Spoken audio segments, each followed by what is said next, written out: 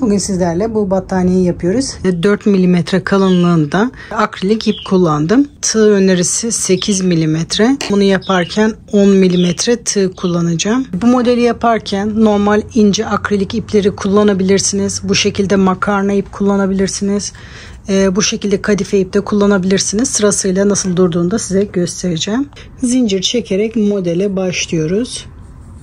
Kasmadan, dikkat edilmesi gereken noktalardan bir tanesi bu. Sıkmadan ilk sırayı rahat bir şekilde çekmemiz gerekiyor. Bu şekilde ne kadar uzunlukta yapmak istiyorsak o uzunluğa kadar çekelim. Ben 1 metre 20 santim yapacağım. Zincirimi çekip geliyorum. Zincirimi hazırladım. Bunu istediğimiz ölçülerde çekiyoruz. Sabit bir zincir sayısı yok. Çünkü bu yaptığınız ipe, tığ numarasına, el sıklığına göre sayılar değişecektir. İkinci sıraya başlıyoruz. Şimdi örneği oluşturmadan önce bir beğen ve yorum yaparak kanalıma destek olabilirsiniz arkadaşlar. 2 zincir atlıyoruz. 3. zincirde bir sık iğne yapıyorum. 1 zincir. 2. zincirde, yani bir tane atlıyorum. 2. zincirde bir sık iğne. 1 zincir. 2. zincirde bir sık iğne. 1 zincir. 2. zincirde bir sık iğne. 1 zincir. 2. zincirde bir sık iğne. Bu şekilde bir zincir yapıyoruz. 2. zincire batarak bir sık iğne yapıyoruz. Sıra sonuna kadar bunu bu şekilde yapıyoruz. Şimdi sıra sonuna kadar geldim. Sıra sonunda da aynı. Bir zincir, bir tane atlıyorum, ikinciye batıyorum. Sizinki denk gelmiyorsa, burada tek zincir kaldıysa zinciri sökebilirsiniz. Şimdi 2 zincir çekiyorum, sıramı dönüyorum. Bu kenarlara dikkat etmemiz gerekiyor ki kenarlarımız düz dursun.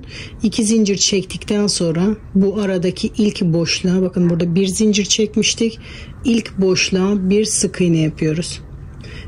Bir zincir, sıradaki boşluğa bir sık iğne. Bundan sonrası artık çok kolay. Bir zincir, boşlukta bir sık iğne. Bir zincir, bakın 2 sık iğne arasında bir zincir çekmiştik.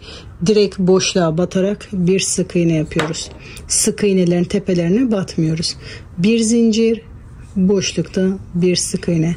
Örneğin yapılışı o kadar kolay ki çabucak ilerliyor. Bir zincir, bir sık iğne. Örnek tamamen bu. Sadece başlangıç, bitiş ve kenarlara dikkat etmemiz gerekiyor. Şimdi bunu sıra sonuna kadar bu şekilde yapalım. Sıra sonuna kadar geldim. Şimdi boşluğa battım. Bir zincir çektim. Burada dönüşte de 2 zincir vardı. O boşluğa da batıyorum. Bir sık iğne yapıyorum. Tekrar 2 zincir çekerek diğer kenarda başladığım gibi başlıyorum. Sıramı dönüyorum. İlk boşluğa batıyorum. Bir zincir, sırasıyla bütün boşlukları bu şekilde batarak yapıyoruz. Bir zincir, boşlukta bir sık iğne. Bir zincir, boşlukta bir sık iğne. Bir zincir, boşlukta bir sık iğne. Gördüğünüz gibi çok basit ilerliyor. Bunu da sıra sonuna kadar yapalım. Sıra sonuna kadar geldim. 2 sık iğne arasındaki boşluğa battım. Bir zincir, bakın burada dönüşte 2 zincir vardı. Buradaki zincirin boşluğuna da batıyorum. Bir sık iğne yapıyorum. Bu başlangıç ve bitişleri bu şekilde dikkat edersek kenarları düzgün olacaktır. Kenarlara dikkat ettiğimiz zaman bu kenarları bu şekilde dümdüz güzel olacak. Başlangıçla bitişler hep aynı. Aynı sırayı tekrar ediyoruz. 2 zincir çekip sıramı dönüyorum. Bakın ilk boşluğa batarak bir sık iğne yapıyorum. Bir zincir, sıradaki boşlukta bir sık iğne. Bir zincir, sıradaki boşlukta bir sık iğne. Bir zincir, sıradaki boşlukta bir sık iğne. Bunu da sıra sonuna kadar bu şekilde tamamlayalım. Sıra sonuna kadar geldim. Bir zincir çekip bu dönüşte yaptığım 2 zincirin oraya da batıyorum. Zincirin içine değil, bu sık iğne ile zincir arasındaki boşluğa batıyorum. Sık iğneyi yapıyorum.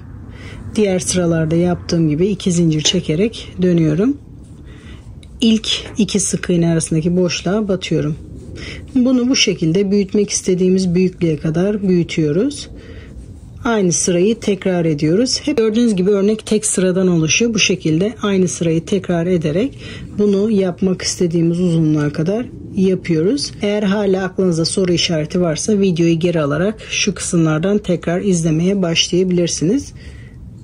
Bunu uzatmak istediğimiz uzunluğa kadar uzatalım. Şimdi kamera altında tam gösteremiyorum ama ben battaniyemi yapmak istediğim uzunluğa kadar yaptım. Yaklaşık 1 metre 50 santim civarında yaptım. Bunun uzunluğu için kendinize bir cisim belirlemeniz gerekiyor. Şöyle bir tepsim vardı. Yaklaşık 40 santim civarında. Bu cisim istediğiniz ölçülerde olabilir. Şimdi sıramı dönüyorum. Bir zincir çekerek bu ilk boşluğa batıyorum. Boşlukta başlıyorum püskül yapmaya. Şimdi püskül yapmak için ilmeğimi uzatıyorum.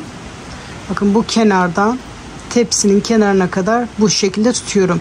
Bu şekilde bir şeyi ölçmemizin sebebi bütün püsküllerimizin aynı olması. Şimdi bu uzunluğa göre sarıyoruz. Şimdi bu şekilde tığımı çeviriyorum. 3, 4, 5, 6, 7, 8, 9, 10, 11, 12, 13, 14, 15, 16, 17, 18, 19, 20 sefer çevirdim. Baktım tamam toparlanıyor. Şimdi bunu tutuyorum elimle. Karışsa da önemli değil. Bunu sonra düzeltiyoruz. Bu aynı boşluğa batarak ipimi alıyorum. Bu şekilde iz sürümü yapıyorum. Tekrar bir zincir çekerek sıradaki boşluğa batıyorum. Bakın şu anda normal görünmüyor. Yamuk katlandı ama ben bunu elimle düzeltiyorum. Sonra düzelmesini sağlıyorum. Bunu kaç sefer sardıysak diğerlerinde de aynı yapmamız gerekiyor ki kalınlıkları aynı olsun. Eşit olması için yaptığınız uzunluk ve sarma sayınız hepsinde aynı olması gerekiyor ki püskülleriniz aynı olsun. Şimdi bu mesafeyi kendiniz ayarlayabilirsiniz.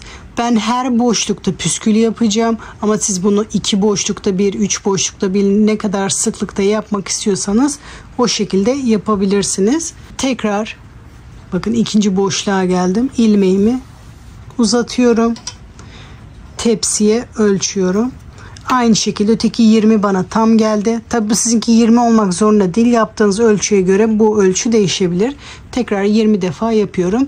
Yani kaç tane doladıysanız diğerlerinde de aynı yapmanız gerekiyor sadece. 20 defa doladım. Tekrar aynı boşluğa batıyorum. Bakın bu ilmeği de böyle tutuyorum ki çok gevşemesin. İlmeğin içinden geçiriyorum. Tekrar bir zincir çekerek sıradaki boşluğa batıyorum. Bir sık iğne yapıyorum. Gördüğünüz gibi tam ortadan katlanmadı. Bunu elimle böyle düzeltiyorum. Bu şekilde aynı boyda olmasını sağlıyoruz. Şimdi sıradaki boşlukta da aynı. İlmeğimi uzatıyorum. 20 defa sarıyorum.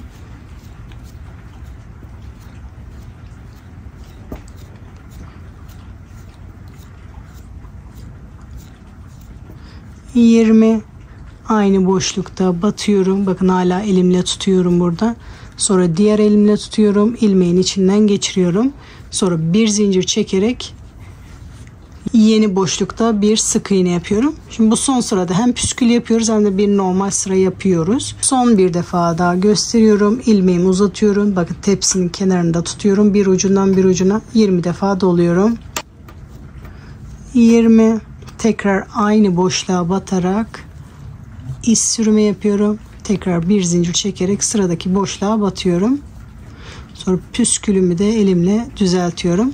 Sırasıyla bütün boşluklara bu şekilde püsküllerimizi yapıyoruz. Bunu dilerseniz daha uzun da yapabilirsiniz. Bence bu kadar uzunlukta yeterli. Şimdi sırasıyla sıra sonuna kadar bütün boşluklara bu şekilde püsküllerimizi yapalım. Hala aklınızda soru işareti varsa videoyu geri alarak bu kısımdan tekrar izleyebilirsiniz. Sıra sonuna kadar bütün boşluklarda püskülümü yaptım. Son bir tane kaldı.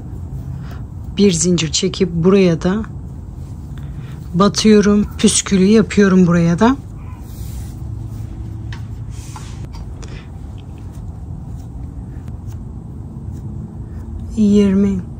aynı boşluğa batıyorum. Bir iz sürümü yapıyorum. Bir zincir çekerek, burada dönüş olan zincir vardı. 2 zincir çekerek dönmüştük. Oradaki boşluğa batarak bir iz sürme yapıyorum. Bir zincir çekerek ipimi burada kesiyorum. Sonra ipi arkada saklıyoruz. Şimdi bir tarafın püskülünü bitirdikten sonra ipimizi kesip diğer başlangıç tarafına dönüyoruz. Orayı da aynı şekilde yapıyoruz. Şimdi başlangıç tarafını da çeviriyorum. İpime bir zincir atıyorum. Burada ilk boşluğa batarak ipimi burada sabitleştiriyorum. Şimdi aynı diğer tarafta yaptığım gibi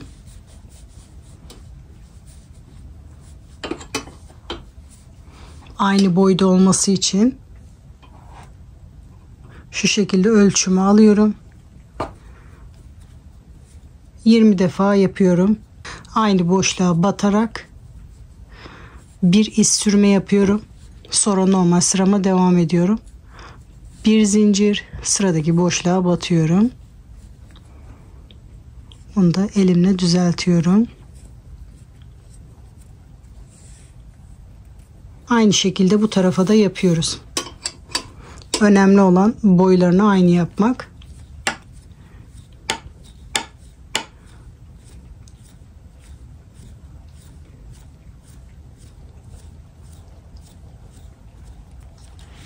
...20 defa döndürdükten sonra aynı boşluğa batıyorum. Bu şekilde bir iz sürme ya da bir sık iğne yapabilirsiniz. Bir zincir çekerek sıradaki boşluğa batıyorum. Burayı da aynı diğer taraftaki gibi yapıyoruz. Burayı da sıra sonuna kadar yapalım. Bu şekilde ince bir iple de çalıştım. Size onu da göstermek istedim. İnce iple nasıl durduğunu, bir de renkli olarak nasıl durduğunu size gösterdim. Bu ipim %100 akrilik ip. Kalınlığı yaklaşık 2-3 mm kalınlığında. Bu biraz daha ince. Kalınlığına bakabilirsiniz. Bu bayağı kalın. Bu ondan ince. Bu da normalde 5-6 mm tığ kaldırıyordu. Bunu da büyük çalışabilmek için 7 mm tığ kullandım. İnce iple de çalışırken. Gördüğünüz gibi ince iple de çalışabilirsiniz. Size ip alternatifi olsun diye ben bu şekilde küçük bir parça ördüm. Bunu istediğiniz genişlikte ve uzunlukta çalışarak bu şekilde de örebilirsiniz. Bu 4 mm kadife ip. Bunu da 10 mm tığla ördüm. Gördüğünüz gibi bu delikli durdu. Akrilikte yaptığım gibi durmadı. Bakın hatta bu kadife ip bu kullandığım kalın ipe göre daha kalın görünüyor. Ama yapınca aynı tığla yaptım. Aradaki farkı görebiliyorsunuz. Eğer kadife iple çalışıyorsanız daha ince tığla yapabilirsiniz. Aynı kalınlıktaki bu kadife ipi bakın 7 mm tığla ördüm. Delikleri daha küçük oldu. Aradaki farkı bu şekilde anlayabilirsiniz. Kadife ip kullanmak istiyorsanız daha küçük tığla da çalışabilirsiniz. Bu kullandığım gibi kalın akrilik ip bulabilirseniz onunla çalışırsanız daha kolay oluyor. Bu kadife iple örmesi biraz daha zor. Onu da belirtmek istiyorum. Makarna ipi de bu şekilde 10 mm tığla ördüm. Görüntüsü bu şekilde. Bu ip de kendinden güzel durdu. Gördüğünüz gibi örnek kullandığınız her ipte kendini gösteriyor. Benim ipim kendinden renkliydi. Ben ip değiştirmedim. Gördüğünüz gibi farklı farklı çizgiler oluştu. Bu şekilde iki renkli oluşunu da çok beğendim. Siz bu örneği iki renkte çalışabilirsiniz. Battaniyemin boyu püskülsüz hali, eni 1.20, boyu da 1.50 yaptım. Bu uzunluklardaki bir battaniye için yaklaşık 1500 metreye yakın ip gitti. Genelde ölçülerimi yumak olarak vermiyorum. Çünkü bütün yumak büyüklükleri farklı. O yüzden yumak olarak ölçü vermiyorum. Metre olarak veriyorum. Siz de iplerin arkasındaki metrelere bakarak ona göre kaç tane yumak gideceğini tahmin edebilirsiniz. Tabii bu ölçüler herkesin kullandığı ipe, el sıklığına, tığ numarasına göre farklı olacaktır. Modelin bitmiş hali bu şekilde. Umarım sizler de yaparken keyif almışsınızdır. Şu ana kadar hala kanalıma abone değilseniz kanalıma ücretsiz abone olabilir. Zili açarak sıradaki videolardan haberdar olabilirsiniz arkadaşlar. Kolay gelsin, sıradaki videolarda görüşmek üzere.